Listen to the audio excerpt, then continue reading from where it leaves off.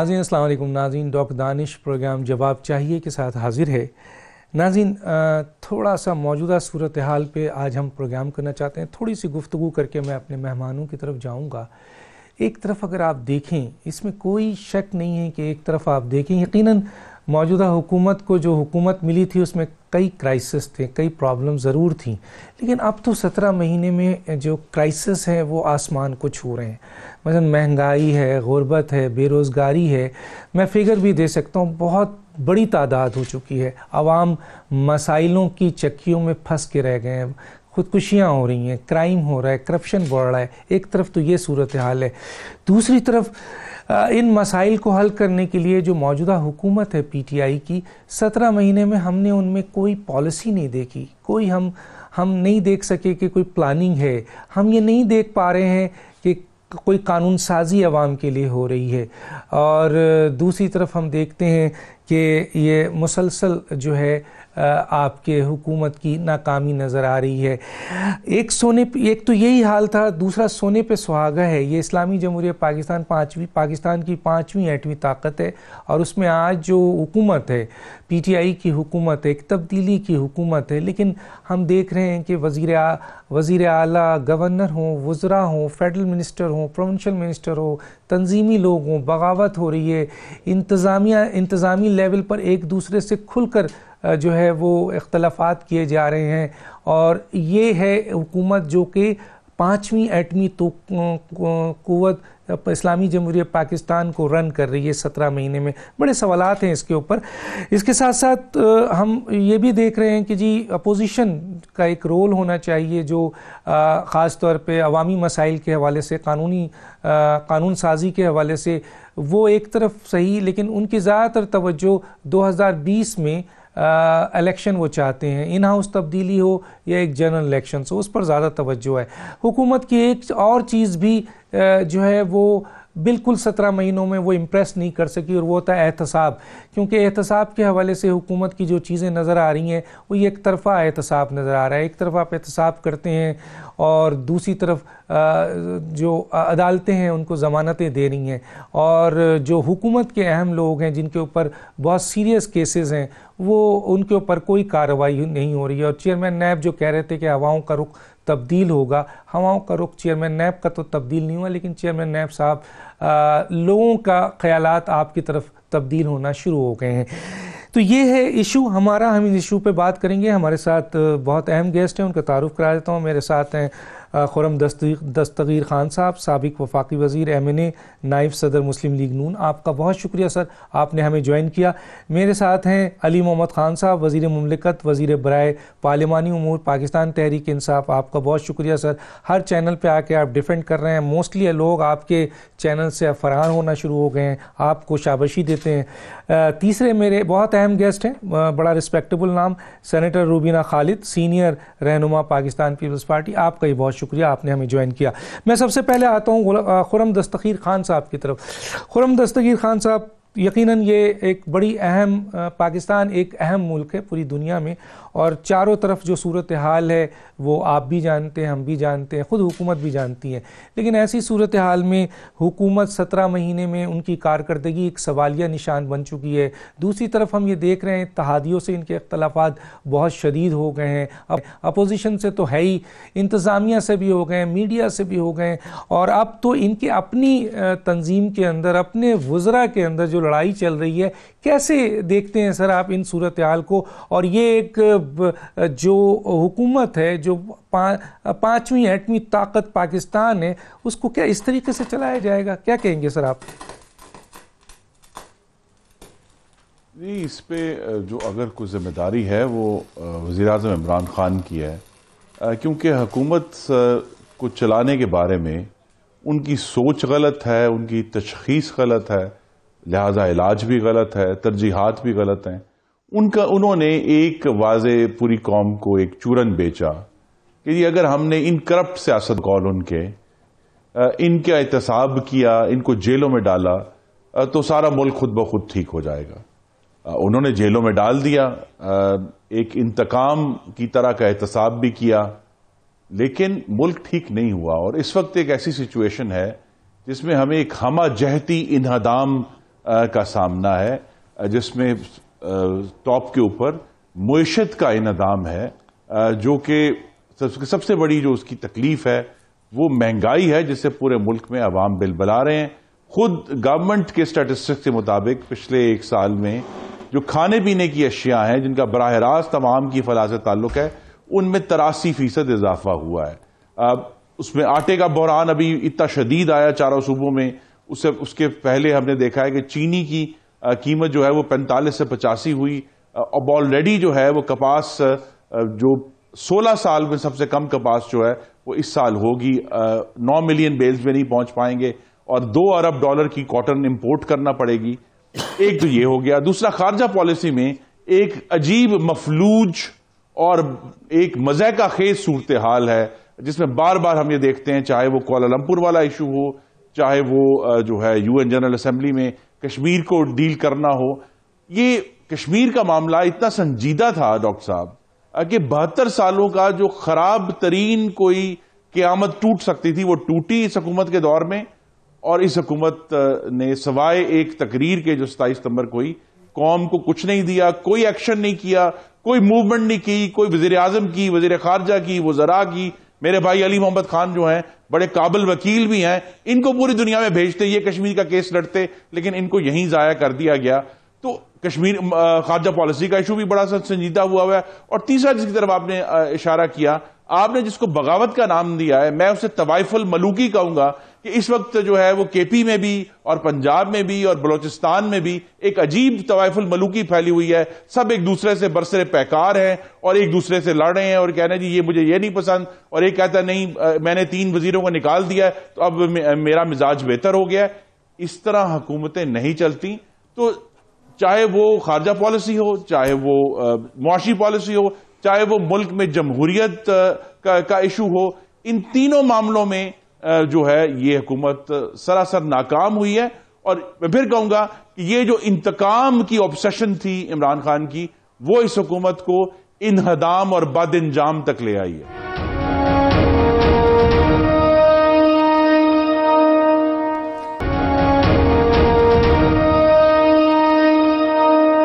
میں ذرا علی محمد خان صاحب کا پوائنٹ آف ویو لے کے پھر میں سینیٹر روبینہ خالد صاحبہ کی طرف آتا ہوں۔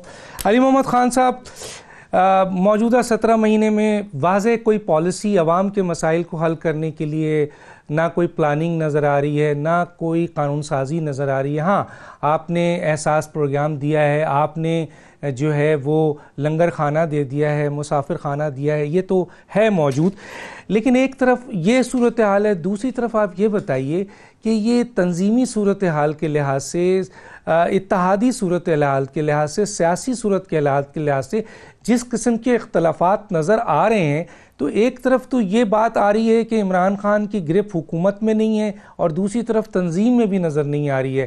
اتحادیوں سے تو آپ خود دیکھ رہے ہیں کہ کس قسم کے اسٹیٹمنٹس آ رہے ہیں۔ آج پیر پگارا سے ملاقات کرتے ہیں تو کیا صورتحال ہوئی آپ کو پتہ ہوگا، اور 19 نکات انہوں نے دیے ہیں، اور جو بظاہر وزیر اعظم کے لیے بہت مشکل ہے یہ صورتحال۔ کیا کہیں گے؟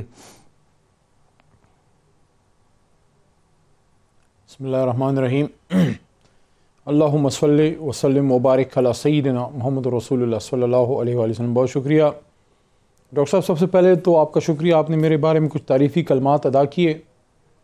میں سمجھتا ہوں کہ جو تحریک انصاف کا جو ہارڈ کور بلیور ہے، اور جو تحریک انصاف کی تبدیلی کی سوچ پہ عمران خان صاحب کے ساتھ آئے ہیں، کوئی بھی نہ تو چینل سے بھاگ رہا ہے، نہ بات کرنے سے بھاگ رہا ہے، اور نہ وہ فیس کرنے سے بھاگ رہا ہے۔ ماشاءاللہ سارے چینلز پہ ہمارے نمائندے جو ہیں وہ موجود ہیں، نمبر 1۔ نمبر 2 بات یہ ہے کہ جہاں تک اتحادیوں کا تعلق ہے، کولیشن گورنمنٹس میں پرابلمز ہوتی ہیں اور وہ حل بھی ہو جاتی ہیں، لیکن عمران خان صاحب نے کلیئر میسج سب کو دیا ہے، اور وہ یہ ہے کہ عمران خان صاحب نے یہ کہا ہے کہ وہ بلیک میل کسی سے نہیں ہوں گے، چاہے وہ کوئی اتحادی ہو یا کوئی تحریک انصاف کا کوئی MNA MP ہو یا اسٹیٹس کو ہو یا مافیا ہو۔ اقتدار قربان کر دیں گے، اقتدار قربان کرنے کے لیے جس مقصد کے لیے اقتدار میں آئے ہیں وہ مقصد قربان نہیں کریں گے، یہ میں کلیئرلی آپ کو کہہ رہا ہوں۔ انشاءاللہ تمام کولیشن پارٹنر جو ہیں وہ خدشات کا اظہار اگر کیا بھی ہے انہوں نے کسی چیز پہ، انہوں نے حکومت کا ساتھ چھوڑنے کی کوئی بات نہیں کی، بلکہ ہمارے ساتھ وہ مضبوطی سے کھڑے ہیں۔ جہاں تک کچھ اور ایشوز کی بات ہوئی ڈاکٹر صاحب، مجھے بڑا عجیب لگتا ہے، آپ کو حق ہے آپ سوال کریں، کیونکہ آپ نے ظلم کے خلاف، آپ نے ہم پہ کوئی احسان نہیں کیا ڈاکٹر دانش، آپ نے ظلم کے خلاف آواز اٹھائی تھی جب ہم اپوزیشن میں تھے، اور چونکہ ہم بھی اٹھا رہے تھے تو آواز یکجا ہوئی، لگ یہ رہا تھا کہ ہم شاید ساتھی ہیں، لیکن آپ جو ہیں آپ غلط کام کے خلاف ہیں۔ تو آپ اگر ایک امید کے ساتھ آپ نے آواز اٹھائی، یا عوام نے جو ہے ووٹ دیا ہے، یا اور جو حق پرست میڈیا پرسنز ہیں یا لکھاری ہیں یا جرنلسٹ ہیں، اور انہوں نے تبدیلی کے لیے یا پاکستان کے نظام کو بہتری کے لیے انہوں نے عمران خان صاحب کے بارے میں بات کی اچھی اس زمانے میں، میں اس کا شکریہ بھی ادا کرتا ہوں۔ لیکن میں ایک سوال رکھتا ہوں ان لوگوں پہ جن میں بدقسمتی سے میرے بھائی خرم دستگیر صاحب اور میری بہن بیٹھی ہیں پیپلز پارٹی سے، ان لوگوں سے میرا یہ سوال ہے کہ عوام تو پوچھے کہ مہنگائی کیوں ہے، ہم ان کو بتا دیں گے کہ ابھی اس کو ٹھیک کرنے کی کوشش کریں، وجہ یہ لوگ ہیں، لیکن سوال یہ ہے کہ ان لوگوں کو I salute them and give them credit کہ پاکستان کا پورا نظام تباہ کرنے کے بعد، پاکستان کا خزانہ تہہ و تیغ کرنے کے بعد، ایسا لگتا ہے جیسے نون لیگ اور پیپلز پارٹی کے جو دوست ہیں ان کے زمانے میں خدا نخواستہ کوئی تاتاریوں کا اور کوئی ہلاکو خان اور چنگیز خان کا لشکر مل کے پاکستان کے خزانے اور اداروں پہ وہ برپا ہوا، تہہ تیغ کر کے نکل گیا۔ اور کیا میں سلوٹ پیش کروں آپ کے لیڈران کی قربانی کو کہ وہ کہہ رہے ہیں کہ اپنے آپ سے کیا قربانی دی ہے کہ سب کو ادھر چھوڑ کے آرام سے ادھر بیٹھے ہیں، آئیں فیس کریں۔ یہ قربانی ہے کہ 1999 میں بھی ڈیل کر کے نکل گئے اور اب بھی آپ چلے گئے ہیں، اور جو ہے آپ come and face the trial, جو ہمارے کیسز تو نہیں ہیں، آپ کے اپنے کارنامے جو پاناما کا آپ کے اوپر نکلا ہے۔ We are here for purpose, we are not here for politics, we are here on a mission doctor Danish, and I tell you that انشاءاللہ 2023 کے جب سورج طلوع ہوگا، جیسے جیسے ایک دن گزرے گا ان کی سیاست کا سورج غروب سے غروب تر ہوتا جائے گا، یاد رکھیے گا میری بات۔ Mind it and point it and write it here on your paper انشاءاللہ۔ ٹھیک ہے، میں سینیٹر روبینہ خالد صاحبہ سے سوال کرنے سے پہلے ایک لفظ آپ سے ضرور بولنا چاہوں گا۔ میں نے آپ سے آپ کی 17 مہینے کی کارکردگی، پالیسی، پلاننگ یہ پوچھا تھا۔ انہوں نے تو بہت کچھ کیا ہے غلط، چلے مان لیتے ہیں، لیکن 17 مہینے میں آپ نے کیا دیا ہے؟ نہ قانون سازی ہے، نہ پالیسی ہے، نہ پلاننگ ہے۔ میں آگے چل کے اس پہ مزید آپ کو موقع دوں گا، آپ ضرور وضاحت کیجئے گا۔ جی سینیٹر جواب دینا اس طرح کامنٹ کر کے نہ جائیں۔ وہ یہ علی محمد صاحب پلیز، علی محمد صاحب ایسا نہ کریں پلیز، مہربانی آپ سوال کریں، میں جواب دوں گا، آپ جب سویپنگ سٹیٹمنٹ دے کے چلے جائیں گے آپ سے جواب ایسے نہیں چلے گا علی، اگر آپ کے پاس کہنے کو کچھ نہیں ہے تو اس طرح سے نہیں چلے گا۔ دیکھیں آپ نے جتنی باتیں کی علی، وہ سوائے وہ بلیم گیم آپ سے تو بات ہی نہیں کرو نا، میں ڈاکٹر دانش صاحب سے کہہ رہا ہوں کہ آپ سوال کریں میں جواب دوں گا، تو میں آپ کی باتیں میں سن رہی تھی نا علی۔ دیکھیں آپ کم از کم دیکھیں سننے کا حوصلہ تو پیدا کر لیں نا۔ آپ لوگ کا سب سے بڑا مسئلہ یہ ہے کہ آپ لوگوں کو سننے کا حوصلہ ہی نہیں ہے۔ میں تو ڈاکٹر دانش صاحب سے بات کر رہا ہوں، تیز ہوتے ہیں لیکن سن، اب میں اس لیے کہہ رہی ہوں کہ میری باری ہے and I need to speak۔ آپ نے کہا کہ آپ کے لیڈر جو ہیں وہ چلے گئے ملک سے باہر، اس وقت بھی ہمارے لیڈر جو ہیں شکر الحمدللہ اسی ملک میں ہیں، بالکل یہاں پر ہیں۔ انہوں نے پہلے بھی مقدمات کا جو ہے سامنا کیا تھا، دلیری سے کیا، بہادری سے کیا، اور آج بھی وہ اپنے مقدمات کا جو ہے سامنا کر رہے ہیں۔ ایسی جو بات ہے یہ بالکل آپ ایک سویپنگ سٹیٹمنٹس آپ لوگوں کی عادت ہے دینے کی۔ یہ مجھے بتائیں کہ جتنا آپ کا یہ جو 17 مہینے تھے اس کے انگریزی میں جس چیز کا آپ مس لگا سکتے ہیں نا وہ سب فٹ بیٹھتا ہے۔ مس لیڈنگ، مس ریپرزنٹیشن، مس مینجمنٹ، جتنے آپ کہہ سکتے ہیں۔ اور اینڈ میں میں کہوں گی کہ جو پرفارمنس آپ کی دیکھتی وہ مس مینجمنٹ کے علاوہ مزے کا خیز بھی ہے۔ آپ خود بتائیں کہ آپ نے ایسے لوگ چن کے جو ہے نا پتہ نہیں کہاں سے اکٹھے کیے۔ تحریک انصاف ایک اچھی بڑی جماعت ہے پاکستان میں، اس میں قابل لوگوں کی کوئی کمی نہیں تھی، لیکن جان بوجھ کر ایسے لوگوں کو چن کر ہینڈ پک کر کے ایسے ہے کہ وہ میں اب کسی کا نام اس میں لینا نہیں چاہتی، جس طریقے سے آپ نے ہر ایک ادارے کو جو ہے نا وہ تباہی بربادی تک پہنچایا ہے، اس کے ذمہ دار آپ لوگ خود ہیں۔ پچھلی حکومتوں نے جو کچھ بھی کیا، لیکن آپ مجھے یہ بتائیں کہ پچھلے 7 سال میں آپ نے خیبر پختونخوا میں کیا ایسا جو ہے دودھ اور شہد کی نہریں آپ نے وہاں بہائی ہیں اپنی. چلے باقیوں کو تو ہم دیکھ لیتے ہیں کہ اچھے نہیں تھے, کام ٹھیک نہیں کیا تھا, لیکن آپ کے بھی تو 7 سالوں کا حساب آپ ہمیں دیں نا. میرے اس صوبے کا حساب دے جس کے میں اور آپ باسی ہیں, اس میں آخر ایسا کیا آپ لوگوں نے جو ہے ایسا کارنامہ کر دکھایا ہے جو کہ باقی کوئی حکومت یا کوئی پولیٹیکل پارٹی نہیں کر سکی. تو دیکھیں یہ تو وہاں تک تو آپ کی کہانی چل گئی کہ پچھلی حکومت. اب پچھلی حکومتیں نہیں, آپ نے اپنا حساب بتانا ہے, اپنی کارکردگی بتانی ہے, اپنی ڈیلیوری بتانی ہے. اس میں آپ کے بتانے کے لیے آپ کے پاس کچھ ہے نہیں. تو اس لیے آج آ کے آپ پھر وہی پرانا اپنا جو راگ ہے وہ الاپنا شروع کر دیتے ہیں کہ پیچھے یہ ہوا تھا, پیچھے یہ ہوا تھا. ٹھیک ہے, میں سمجھتی ہوں چلے آپ کی بات 2 منٹ کے لیے مان لیتے ہیں کہ کچھ بھی ٹھیک نہیں تھا, سب کچھ خراب تھا, لیکن آپ نے ٹھیک کیا کیا ہے, آپ نے ڈیولپ کیا کیا ہے. غربت کی جو لکیر ہے وہ بڑھتی چلی جا رہی ہے. لوگ جو ہے 2 وقت کی روٹی جو ہے وہ پوری نہیں کر پا رہے. کوئی آپ کے چلے مجبوریاں ہوں گی, کوئی مسئلے ہوں گے, اوپر سے جس قسم کے بیانات آپ کے جو وزراء ہیں وہ آ کر دیتے ہیں وہ مزید تذلیل کرتے ہیں ان غریب لوگوں کی جو کہ آپ کے ہاتھوں اس وقت ستائے ہوئے ہیں, پسے ہوئے ہیں آپ کے غلط پالیسیوں کی وجہ سے. اس وقت آپ مجھے بتائیں کہ کلیئرٹی کیا ہے. آپ کا یہ کہنا تھا, آپ کے لیڈران کا یہ کہنا تھا کہ اگر لیڈر ٹھیک ہوتا ہے تو نیچے سب لوگ ٹھیک کام کرتے ہیں. اب آپ کا جو ہے نا بالکل وہ الٹ کرتے ہیں, آپ کہتے ہیں کہ نہیں ہمارے لیڈر تو ٹھیک ہے, نیچے لوگ ٹھیک نہیں ہیں. مجھے یہ بتائیں جن مافیا کی آپ بات کر رہے ہیں, آپ نے بار بار مافیا کی طرف جو ہے تذکرہ کیا, ان کی طرف اشارہ کیا, کیا وہ سب لوگ آپ کے ساتھ اس وقت بیٹھے نہیں ہوئے؟ وہی مافیا کے لوگ جن کو آپ کہہ رہے ہیں کہ وہ مافیا چلاتے ہیں, اور مافیا فوڈ سیکٹر میں ہے, مافیا جس سیکٹر میں بھی ہے, وہ تو سب آپ کے ساتھ ہے. تو how do you justify that? دیکھیں بس خدا کا واسطہ ہے, یہ الزام تراشی جو ہے اب بند کریں. اب یہ ہمیں بتائیں کہ آپ کا پروگرام کیا ہے. 17 مہینے میں تو آپ ابھی تک پروگرام نہیں بتا پائے. آپ نے تو کہا تھا ہم 90 دن میں سب کچھ ٹھیک کر لیں گے. 90 days are enough for this, 90 days are enough for that. اب 90 days کو کتنے 90 days گزر گئے؟ آپ نے کون سی جو چیز ہے جو بہتر کر لی ہے؟ بجائے بہتری کی آپ تو ہر چیزوں کو ابتری کی طرف لے کر گئے. جو چیز پچھلی حکومت جیسے چھوڑ کے گئی تھی اس کو بجائے چلے وہاں روک لیتے نا.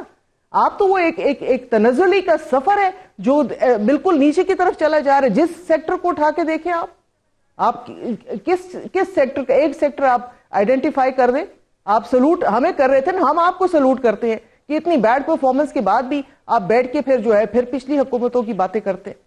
تو کم از کم اب کافی ہو گیا ہے, ہمیں بھی جوابات چاہیے. آپ کی خارجہ پالیسی کیا ہے, آپ کرنا کیا چاہتے ہیں, لیجسلیشن کی کیا پوزیشن ہے, باقی جو حالات ہیں اس کے لیے آپ کی کیا آگے لایا عمل ہے. تو یہ سارا کچھ جو ہے یہ آپ پچھلی حکومتوں پہ اس سے زیادہ تو آپ نہیں کیری آن کر سکتے کہ آپ بار بار یہی کہتے رہے کہ پچھلی حکومت. لوگ آپ سے آج کا حساب مانگ رہے ہیں. پچھلا کل جو گزر گیا برا تھا, آپ کی بات مان لیتے, بہت برا تھا, سب نے بہت کوئی کام نہیں کیا, بہت خراب کیا, لیکن آپ نے جو آگے جو اور خرابی مزید پیدا کی ہے وہ کون ٹھیک کرے گا؟ ٹھیک ہے, میں آگے چل کے بات کروں گا. اور علی محمد خان صاحب بریک کے بعد جب آج آؤں تو میرے سوال کے ساتھ آپ اپنا پوائنٹ آف ویو ضرور دیجیے گا. ایک چھوٹا سا بریک لیتے ہیں ناظرین, واپس آتے ہیں.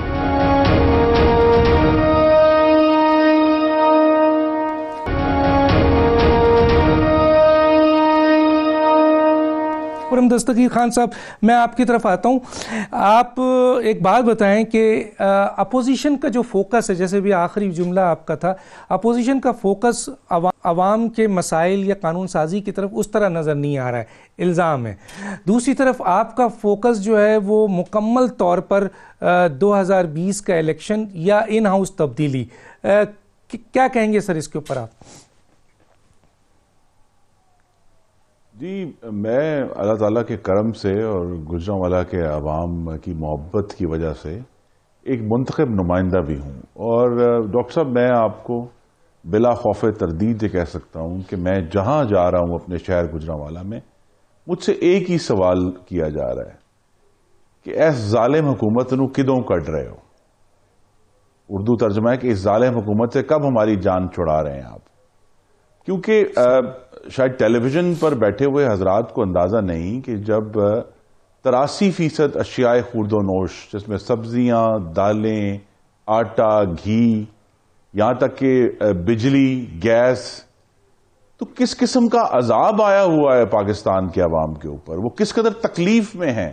اور جن کو بھی اس مہینے میں آپ کو بھی شامل کر دوں گا اس میں گیس اور بجلی کے بل آئے ہیں، ان سب کی آنکھوں میں آنسو ہیں کہ یہ کیا ہو گیا اس قوم کے ساتھ. تو یہاں ایشو یہ ہے کہ ایک جو 2020 کے الیکشن کی ہم بات کرتے ہیں، اس کا مقصد یہ نہیں کہ ہم نے حکومت لینی ہے، اس کا مقصد یہ ہے کہ اس عمران خان صاحب کی جو حکومت ہے اس نے پاکستان کو ایک ایسے معاشی، خارجہ پالیسی اور غیر جمہوریت کے گڑھے میں پھینک دیا ہے جس کا حل جو ہے وہ ان ہاؤس تبدیلیاں نہیں ہے، جس کا حل تین وزراء کو نکالنا نہیں ہے، جس کا حل عثمان بزدار کی تبدیلی نہیں ہے.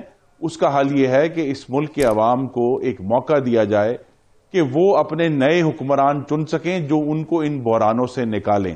یہاں گفتگو ہوئی اس بات پہ کہ جی جو ہے وہ پچھلی حکومت کی پالیسیاں، بھئی پاکستان بزنس کاؤنسل جو سب سے معتبر ادارہ ہے آپ کے شہر کراچی میں، انہوں نے گورنمنٹ کے ساتھ جس قسم کی زبان استعمال کی کہ نی جرک یو ٹرنز لیتے ہیں کہ ایکسپورٹرز کو کہا 7.5% سینٹ کے اوپر بجلی دیں گے، اچانک 13 ہو گئی. تمام جو ہیں وہ ریٹروسپیکٹو جو ٹیکسز تھے ان کے اوپر لاگو ہو گئے. FPCCI چیخ رہا ہے، دوسری طرف جو صارف یہاں کریانے کی دکان پہ جا رہا ہے وہ بھی چیخ رہا ہے، جو کاشتکار جو ہے وہ کھاد لینے جا رہا ہے وہ بھی چیخ رہا ہے، جو بجلی کا بل دے رہا ہے وہ بھی چیخ رہا ہے. پورا ملک چیخ رہا ہے. جو لوگ چاہے صنعت اور زراعت سے وابستہ نہیں ہیں، سروس سیکٹر میں ہیں، جب ان کی تنخواہوں سے بجلی اور گیس کے بل جا رہے ہیں ان کو یہ فیصلہ کرنا پڑ رہا ہے کہ ہم بجلی کے بل دیں یا بچوں کی اسکولوں کی فیس دیں، تو وہ بھی تکلیف میں ہیں. اس تکلیف کا اظہار اپوزیشن کی نظر میں یہی ہے کہ بجائے یہ کہ یہاں کوئی تبدیلی ان ہاؤس آئے جو کہ اتنی ہی نازک ہو جتنی آج کی حکومت ہے، تو نئے انتخابات ہوں.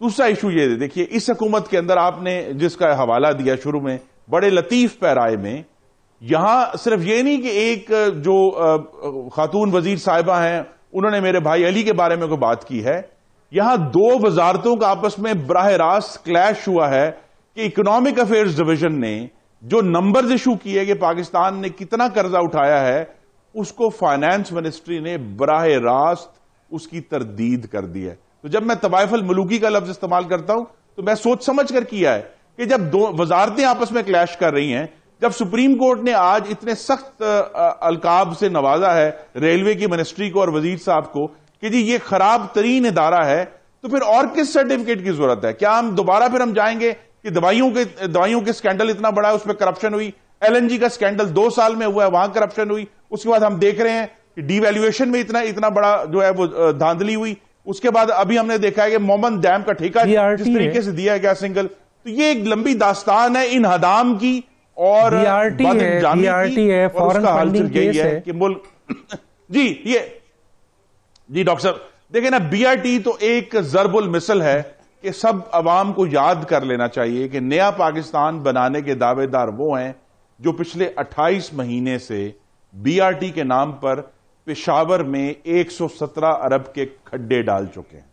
پشاور کے عوام تکلیف میں ہیں، حکومت خیبر پختونخوا کا بجٹ تکلیف میں ہے، اور جو لوگ دیکھ رہے ہیں وہ نظر آ رہا ہے کہ ان کی مینجمنٹ کیپیسٹی، ان کی پلاننگ کیپیسٹی صفر تھی. تو یہاں اگر کمپیریزن کر لیں تو اس کے اوپر 1000 بحث ہو سکتی ہے کہ جسٹیفائڈ ہے کہ نہیں ہے، لیکن 90 ارب میں 3 میٹرو پنجاب میں بن گئی ہیں، وہاں 1 میٹرو 117 ارب میں نہیں بن رہی. تو یہ جو ایشوز اٹھتے ہیں، فورن فنڈنگ کیس جو ہے اس میں الیکشن کمشنر کے اوپر بڑا ایک بوجھ بھی ہے، ذمہ داری بھی ہے کہ وہ اس کو لے کر چلیں. ہم نے پھر دیکھا ہے کہ عمران خان صاحب کل سپریم کورٹ پہ چلے گئے اس کے پھر رکاوٹ ڈالنے کے لیے. اور فورن فنڈنگ کیس میں تو ایک ہی سوال ہے جو آپ بھی کیا کرتے تھے، اگر چوری نہیں کی تو تلاشی کیوں نہیں دیتے؟ کیوں نہیں دے رہے؟ بالکل صحیح بات ہے. میں آتا ہوں جناب علی محمد خان صاحب. علی محمد خان صاحب آپ جو بھی جواب دیجئے، جو پرانی بات تھی اس پہ، لیکن میرا ایک سوال ہے اس کو ساتھ لے لیجئے.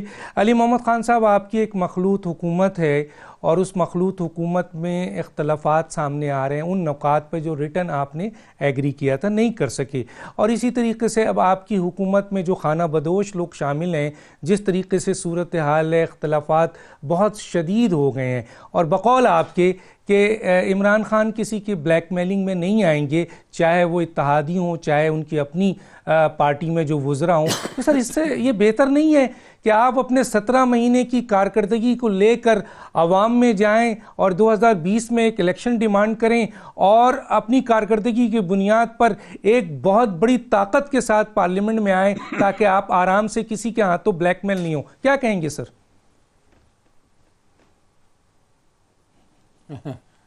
ڈاکٹر صاحب اگر میں آپ سے یہ کہوں کہ آپ نے جس زمانے میں ڈاکٹری پڑھی تھی شاید وہ اب کرنٹ نہیں ہے اور جا کے دوبارہ پڑھ کے ہیں، آپ شاید اس سے ایگری نہیں کریں گے.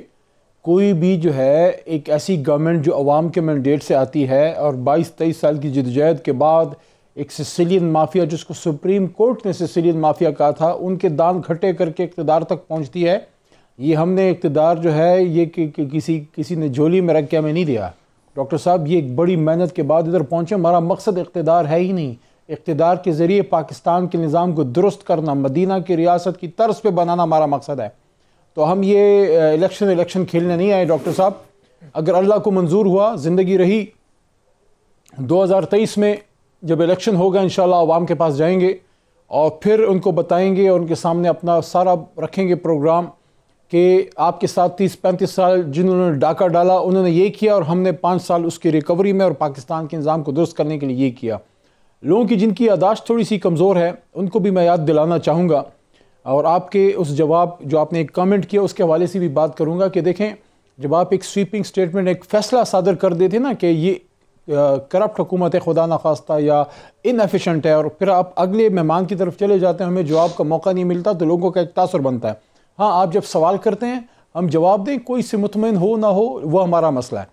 جب آپ نے یہ بات کی کہ ہم نے ان 17 مہینوں میں کیا قانون سازی کی تو مجھے موقع ملنا چاہیے تھا کہ میں بتا پاتا کہ بہت سی چیزوں پہ قانون سازی ہوئی. فار ایگزامپل جن لوگوں کے خلاف ہمیں ووٹ ملا کرپشن کے خلاف، اس پہ بنیادی چیز جو تھی money laundering, anti money laundering bill 2019 جو ہے اب سینٹ کو ہم دیکھتے ہیں کہ اپوزیشن وہاں منی لانڈرنگ کے اگر خلاف ہے تو سپورٹ کرتی ہے کہ نہیں.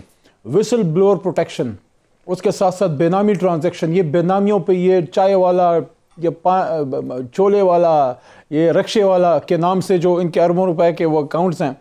پھر رائٹ ٹو انفارمیشن ایکٹ ہم نے پختونخوا میں جو ہے کیا اور اب انشاءاللہ یہاں بھی کانفلکٹ آف انٹرسٹ لاس. اور اس کے ساتھ ساتھ دیکھیں ڈاکٹر صاحب بہت سی چیزیں ہیں. پاکستان ان لوگوں کے دور میں، اس دور میں جب پاکستان کو 5th جنریشن وار کا سامنا تھا اور دنیا میں ہندوستان ہمارے خلاف پروپیگنڈا کر رہا تھا، یہ ایسے ہی ہے ڈاکٹر دانش صاحب کہ آپ کسی کے ساتھ ہاکی کا میچ کھیلیں اور اپنا گول خالی چھوڑ کے وہاں پہ دوسرے کے ڈی میں کھیلیں اور اپنا گول آپ کا خالی ہو. آپ کا تو فورن منسٹر ہی نہیں تھا خرم دستگیر صاحب، آپ کس طرح سے بات کر سکتے ہیں کہ پاکستان کی فورن پالیسی یہ ہو گئی، ہمارے اس میں وہ ہو گیا. ہم نے آپ کو ایک بالکل آئسولیشن سے نکالا ہے. امریکہ کے ساتھ چٹھی جو ہے نا یہ کاغذ کی پرچیوں سے نہیں، آنکھوں میں آنکھیں ڈال کے عمران خان بات کرتا ہے. آپ کا تو 4.5 سال وزیر خارجہ ہی نہیں تھا. کیا یہ ایک کرمنل نیگلیجنس نہیں ہے کہ کشمیر کاز کا ہم نے کیس لڑنا ہے دنیا میں اور آپ کا وزیر خارجہ، آپ کا وزیر اعظم ہے جو اپنی کیبنٹ کی میٹنگ 9 مہینے نہیں بلاتا تھا، اور پھر یہاں پہ میں بات کی جاتی ہے کہ ادارے تباہ ہو گئے. میں اپنی بڑی بہن سے پوچھنا چاہوں گا کہ ہم نے تو وہ ادارہ جو پاکستان سٹیل مل 9.5 ارب تقریباً کچھ کم 10 ارب کے فائدے میں چل رہا تھا، جب آپ دونوں کی حکومتیں ختم ہوئی 300 ارب کے خسارے میں چھوڑ کے گئے. ہم چھوڑ کے گئے. وہ PIA جو پاکستان کا فخر تھا وہ اس کو 360 ارب کا خسارہ چونا ہم لگا کے گئے. وہ جو 152 ارب کا سوئی گیس کا بھی سنا تھا ڈاکٹر دانش صاحب کہ سوئی گیس میں آپ کو خسارہ چھوڑ کے جائیں، 152 ارب کا وہ آپ خسارہ چھوڑ کے گئے. غریب کی بڑا آپ کو درد ستا رہا ہے اپوزیشن کو. وہ جو غریب جہاں سے کھاتا تھا، جہاں سے اس کو سستا روٹی، سستا فلور، سستا رائس اس کو ملتا تھا، گھی اس کو ملتا تھا، چینی چاول ملتا تھا، وہ یوٹیلیٹی سٹور جو ہمیشہ فائدے میں رہا وہ 12 ارب کے خسارے میں چھوڑ کے گئے. وہ پاکستان ریلوے جس میں غریب کبھی ٹریول کرتا تھا 25 ارب کے خسارے میں وہ چھوڑ کے گئے. آپ کون سا ادارہ ہمیں جو ہے وہ ٹھیک کر کے چھوڑ کے گئے ہیں جو ہم سے آپ جو ہے وہ گلا کرتے ہیں؟ میں ہی سمجھتا ہوں کہ آپ نے پوچھا کہ ان 17 مہینوں میں سب سے بڑا اکنامک کرائسس تھا. آپ ابھی اسد عمر کو فون پہ لیں، ان سے پوچھیں کہ جب ہماری حکومت آئی کتنے دنوں کا فارن ایکسچینج ریزرو اب چھوڑ کے گئے. آپ نے اگر آپ کا اتنا ہی تاریخی آپ کی حکومتیں گئی ہیں، کیوں ہمارا مہینے سے بھی کم کا فارن ایکسچینج ریزرو ہمارے پاس تھا؟ وجہ اس کی یہ تھی کہ اتنا بڑا ڈاکہ پڑا اور پھر آ کے ہم سے جو ہے جو ڈاکہ کرنے والے ہیں ان کے نمائندے آ کے پوچھتے ہیں کہ جناب علی یہ ہو گیا وہ ہو گیا. Yes, Dr. Danish, I am again repeating it. You have a right to ask. You represent the people of Pakistan. They represent the status quo, the mafia who have looted and plundered this country. And they look at them, they can sit and question us. یہ ہم سے سوال کر سکتے ہیں. آپ عوام کے پاس جائیں 2023 میں اور بتائیں کہ جو ہم نے جو ہماری حکومتوں میں ڈاکے پڑے تھے, جو ادارے تباہ کیے تھے, تھوڑی سی کسر رہ گئی ہے. باقی فگرز اوپر نیچے ہوتی ہیں. ٹھیک ہے, آپ ضرور دیجیے گا. میں پہلے میں سینیٹر صاحبہ کی طرف آؤں گا. وہ میں نے کنفرم بھی کیا ان سے. وہ آئی تھنک کوئی 1.5 ارب کے قریب جو ہے پیسے میڈیا مالکان کو دیے گئے ہیں. لیکن اصل چیز یہ ہے, آج اپوزیشن کے لوگ چیخ رہے تھے میڈیا ورکرز کے بارے میں, ان کو کوئی بتائے کہ ہم نے تو آپ کے دور کے جو ڈیو پیسے تھے چینل مالکان کو کوئی 1 ارب سے زیادہ کے ہم نے دیے ہیں, وہ تو آپ نے دینے تھے. جو فاقے ہوئے ہیں جو میڈیا ورکرز کے فاقے ہوئے, تو آپ کی وجہ سے اعتراض یہ نہیں تھا. ٹھیک ہے, اعتراض یہ تھا کہ ایک منسٹر ایک بیان دیتا ہے, اس کے خلاف اس طرح میڈیا میں آ کر اس کی تصدیق نہیں کرتا ہے. میں ایک چھوٹے سے بریک میں جاؤں گا اور بریک کے بعد صاحبہ کی طرف آتا ہوں, اور پھر خرم صاحب آپ کو ضرور موقع دوں گا جواب کا. ایک چھوٹا سا بریک ناظرین, پھر واپس آتے ہیں.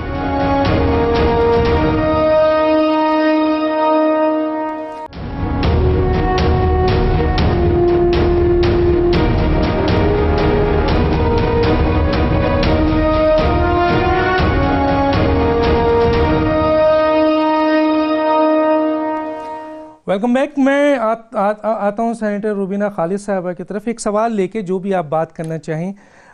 کسی بھی ملک کی 3 بڑی طاقتیں ہوتی ہیں. ایک طاقت ہوتی ہے عوام, دوسری طاقت ہوتی ہے فوج ان کی, اور تیسری طاقت ہوتی ہے معیشت. بہت بڑی چیز ہے معیشت. اگر وہ تباہ ہو جائے تو پھر تو ہم نے روس کا اثر بھی دیکھا ہے. تو عوام کی حالت تو سامنے ہے. دوسری یہ ہے کہ جی آپ کے فوج ماشاءاللہ ہماری بہت مضبوط ہے, لیکن جو تیسری امپورٹنٹ چیز ہے معیشت, وہ تو ٹوٹلی IMF کے حوالے کر دیا ہے وزیر اعظم نے. ایون کہ وزیر اعظم کے اختیارات نہیں ہیں. اگر حفیظ شیخ منع کر دیں کوئی کام کرنے سے تو وزیر اعظم کچھ نہیں کر سکتے. اور اس کا اظہار ہم نے اس وقت بھی دیکھا تھا جب انہوں نے کسی منسٹرز کو اپوائنٹ کیا تھا, اور ایک صبح وہ اتر گیا. اور بہت کچھ ہے میرے پاس بتانے کے لیے. کیا کہیں گی روبینہ صاحبہ؟ ڈاکٹر صاحب, پہلے تو میں علی محمد خان کو مبارکباد پیش کروں گی کہ جتنے سوال میں نے ان سے کیے تھے ان میں سے ایک کا بھی انہوں نے جواب نہیں دیا, بلکہ وہی سوال جو تھے نا وہ موڑ کے مجھے بھیج دیے, اور مطلب کسی ایک چیز کا وہ جواب نہیں دے سکے جتنی باتیں میں نے پوچھی تھی. تو دوسری بات تو آپ بالکل اب بجا فرما رہے ہیں کہ معیشت کا تو حال برا ہے, لیکن معیشت کے علاوہ جو اس وقت ہے نا عوام کا بھی حال اس سے زیادہ برا ہے.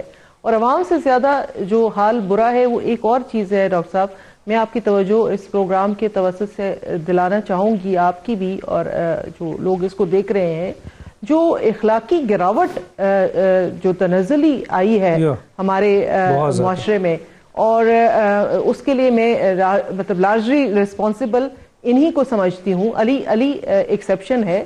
علی ایک بہت سلجھا ہوا نوجوان ہے, لیکن جس قسم کی سیاست میں جو تنزلی آئی ہے, جو اخلاقی دیوالیہ پن کی طرف ہمیں لے کر یہ چلے ہیں, تو اس کا تو شاید معاشی طور پہ ہم سنبھل جائیں گے, ہم اور مسائل سے بھی نکل آئیں گے, لیکن جو معاشرتی گراوٹ آئی ہے, جو معاشرتی تنزلی ہوئی ہے, اس کو ہمیں شاید واپس آنے میں بہت ٹائم لگے گا. اور یہ جو ساری چیزیں ہیں یہ آپ کے سامنے ہیں. جو بھی قومیں جو ہیں جب اخلاقی طور پہ سولوشن کیا ہے؟ سولوشن تو جی یہی ہے کہ یا تو ان ہاؤس چینج ہو, کیونکہ یہ تو نظر آ گیا ہے کہ بالکل ہی انکیپیبلٹی ہے, کسی قسم کا کوئی پروگرام نہیں ہے, کسی قسم کی بھی کوئی سمجھ بوجھ نہیں ہے. تو کیونکہ کرکٹ کا جو میدان ہے وہ حکومت میں نہیں چلے گا. حکومت اور کرکٹ میں بہت فرق ہے. کرکٹ بائی چانس ہوتی ہے, government by design and by جو ہے پلاننگ ہوتی ہے. Policy and planning. کرکٹ میں یو کین ٹیک چانسز, اور کیونکہ ہر چیز میں کرکٹ کا حوالہ ضرور دیتے ہیں, لیکن کرکٹ ایک آل ٹوگیدر ڈفرنٹ جو ہے وہ چیز ہے. وہ اس میں ہار جیت ہو بھی جائے تو ڈزنٹ میٹر, کوئی ہارے گا کوئی جیتے گا. لیکن گورنمنٹ جو ہے نا وہ نہیں افورڈ کر سکتی ہار کو. گورنمنٹ کو ہر صورت میں جیتنا ہے, کیونکہ اس کی جیت میں عوام کی جیت ہے. تو یہ جو ہے کرکٹ کے میدان سے نکلے اور پریکٹیکل گورنمنٹ میں آئے, پریکٹیکل گورننس میں آئے, پریکٹیکل پالیسی میکنگ میں آئے, تو تب کوئی بات بنے گی. نہیں تو اگر یہ نہیں ہو سکتا تو پھر ان ہاؤس چینج بہت ضروری ہے اس ملک کے لیے, اور اگر وہ بھی نہیں ہو سکتی تو پھر ری الیکشن جو ہے وہ ہمارے پاس اور کوئی دوسرا راستہ نہیں ہے. راستہ نہیں ہے. میں خرم دستگیر خان صاحب آپ کی طرف آتا ہوں. آپ نے کچھ ٹائم مانگا تھا تو کچھ کہنا چاہ رہے تھے, آپ کیا کہیں گے؟ جی میں تو فورن پالیسی کے اوپر بات کرنا چاہتا ہوں اور بڑے اختصار سے, کہ میں پھر کہتا ہوں کہ پاکستان کی 72 سالہ تاریخ کا بھیانک ترین چیلنج 5 اگست کو ہوا جب ہندوستان نے مقبوضہ کشمیر کو اینیکس کر لیا اور اس کے بعد انہوں نے 2 مہینے بعد اس کے ٹکڑے کر کے اس کو یونین ٹیریٹری ڈکلیئر کر دیا. اور جب ضرورت تھی اس حکومت کی طرف سے ایک بڑے وگرس سفارتی ایکشن کی, صرف ایک تقریر ہوئی یو این جنرل اسمبلی میں اور اس کے بعد خاموشی, مفلوج پن, اور یہ اب 6 مہینے بعد ڈاکٹر صاحب مجھے بڑے دکھ سے کہنا پڑے گا لیکن سنجیدگی سے بات کر رہا ہوں کہ کہیں نہ کہیں کوئی سودے بازی ہوئی ہے کہ ہندوستان کشمیر ہڑپ کر لے گا اور پاکستان کوئی ایکشن نہیں لے گا, نہ سفارتی ایکشن لے گا. چلے ملٹری ایکشن تو عمران خان صاحب نے خود فرما دیا. جو عجیب بات ہے اس پر بھی آپ غور فرمائیے کہ عمران خان صاحب ملک میں تو نیوکلیئر جنگ کا ڈراوا دیتے ہیں, ہندوستان کو یہ دھمکی دیتے ہیں کہ اگر تم نے یہ ایکشن لیا تو ہم تمہارے خلاف ایکشن لیں گے, لیکن جب ڈاووس جاتے ہیں تو وہاں جا کے کہتے ہیں کہ جنگ کوئی آپشن نہیں ہے. اور وہ پرائم منسٹر جنہوں نے ہندوستان کے الیکشن سے پہلے خود کہہ دیا کہ جی اگر مودی صاحب کی حکومت دوبارہ آ جائے تو کشمیر کا مسئلہ حل ہونے کے قریب ہو جائے گا, جو ایران جا کر یہ فرماتے رہے کہ مجھے معلوم ہے کہ پاکستان کی طرف سے در اندازی ہوتی ہے. تو اس قسم کی جو انتہائی بے احتیاطی کی زبان ہے جس میں ایک تاریخ کا غلط جو ادراک ہے وہ بھی شامل ہے, جب وزیر اعظم بار بار یہ کہیں گے تو معاملہ خراب ہوگا. اور اسی لیے ہم نے یہ دیکھا ہے کہ کشمیر کے معاملے پر تباہی ہوئی, اس کے ساتھ جڑا ہوا ہے کہ کوالالمپور سمٹ میں ایک عجیب مضحکہ خیز صورتحال کریٹ ہوئی.